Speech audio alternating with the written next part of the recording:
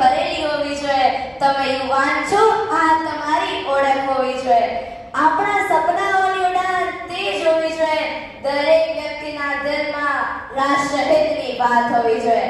નમસ્કાર, માનનીય ટ્રસ્ટીગણ, આદરણીય આચાર્ય મહોદયા, મારા પૂજ્ય ગુરુજનો, દેવતુલ્ય માતા પિતા અને ભવિષ્યના ભારતની બૌદ્ધિક સંપદા એવા મારા વહાલા વિદ્યાર્થી મિત્રોને ધોરણ 7ના વર્ગ તક્ષશિલાની માહી અઘેરાના સત્સંગ.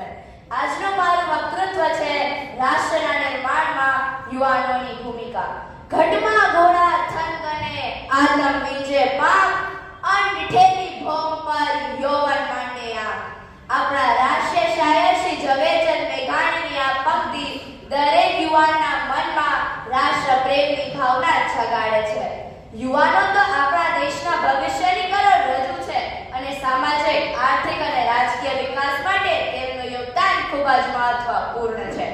યુવાનોના વિચારોનો પવન જ રાષ્ટ્રના વિજય ધ્વજની દિશા નક્કી કરે છે.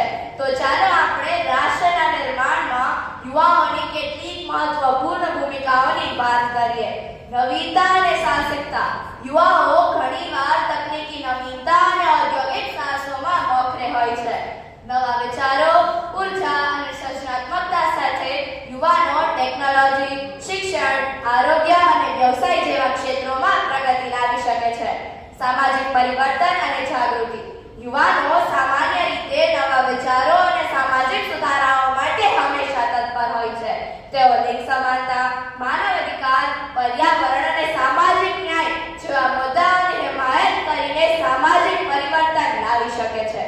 યુવાઓએ સતી પ્રથા, પડદા પ્રથા, બાળ લગ્ન, દહેજ પ્રથા, ભ્રૂણ હત્યા જેવી કેટલીક સામાજિક બીમારીઓ સામે લડવું પડશે. રાજકીય ભાગીદારી.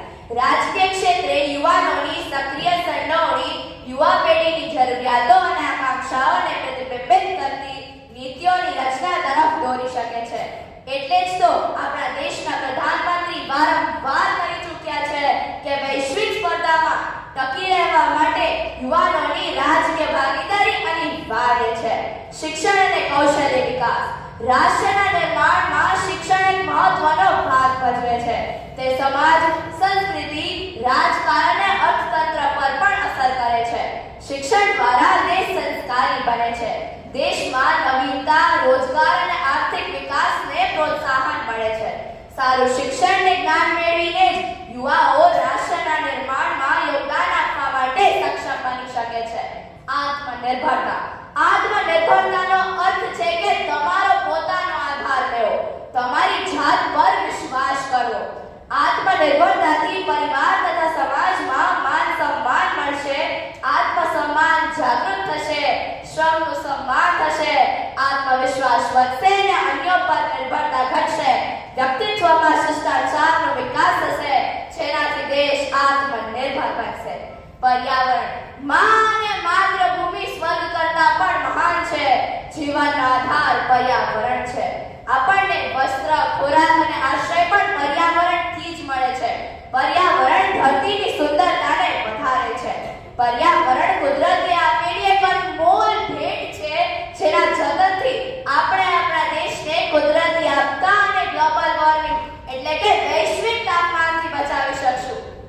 જે યુવા પોતાના રાષ્ટ્રના ધર્મ ને સંસ્કૃતિનો રક્ષક ને શુભેચ્છક છે, તે જ યુવા પોતાના રાષ્ટ્રના ગૌરવ અને સન્માન માટે પોતાનો જીવ જોખમમાં મૂકીને પણ રાષ્ટ્ર માટે યોગદાન આપવા માટે સક્ષમ બની શકે છે. ડોક્ટર એપીજે અબ્દુલ કલામે કહ્યું છે કે યુવાઓએ તેમના સપનાઓને અનુસરવા જોઈએ અને તે સપનાને વાસ્તવિકતામાં ફેરવવા માટે સખત મહેનત કરવી જોઈએ. તેમની પાસે અનન્ય ઉર્જા ને ક્ષમતા છે જે દેશને નવી ઊંચાઈ પર લઈ જઈ શકે છે. દુનિયામાં ભારત એક એવો દેશ છે જેના યુવાઓ પાસે મજબૂત મનોબળ છે, સમૃદ્ધ દિમાગ છે, જબરજસ્ત જુસ્સો છે, નિડરતા છે, બહાદુરી છે, ધરતી જેવી ધીરજ છે, હવા જેવો વેગ છે, પ્રકાશ જેવું તેજ છે, આકાશ જેવી વિશાળતા છે. 70 કરોડ યુવાઓની વસ્તી વાળો પરમ પ્રતાપી શક્તિશાળી વિશ્વગુરુ જો કોઈ દેશ હોય તો એ મારો દેશ ભારત છે. મને મારા દેશ પર ગર્વ છે, અભિમાન